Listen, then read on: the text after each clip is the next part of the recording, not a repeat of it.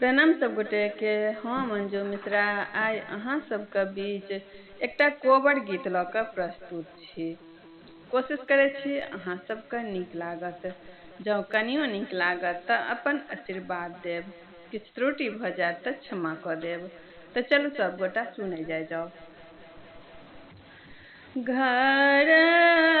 पसुआर बाम सुपारी के गछिया अतरल चतरल डारी हे घर पसुआर बाम सुपारी के गछिया अतरल चतरल डारी हे घोड़बा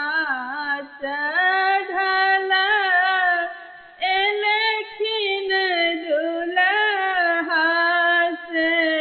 फला दुल्हा तोड़ी देलनि चतुरल डारी हे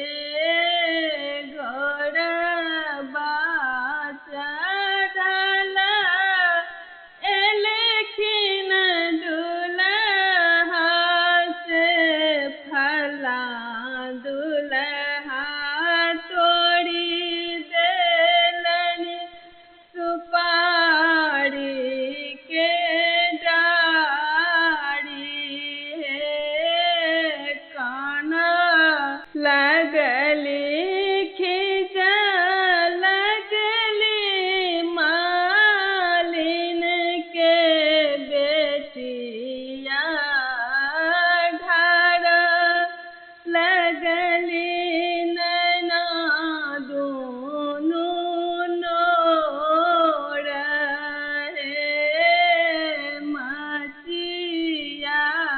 बैसल अहाँ दुल्हा के सासु अहाँ के जमाई तोड़लक डारी हे मचिया बैसल अहाँ दुल्हा के सासु अहाँ के जमाई तोड़लक डारी हे जोनी कानो जोनी खींचो मालिन के बेटिया जोनी झाड़ू नैना दुनू नोर हे अपन बेटा रहिते मालिन हाटी डाँटी दितिया परक बेटा हाट लोने जाई हे अपन बेटा रहिते मालिन हाटी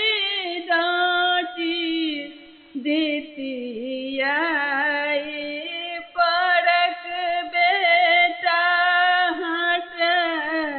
लोने जाई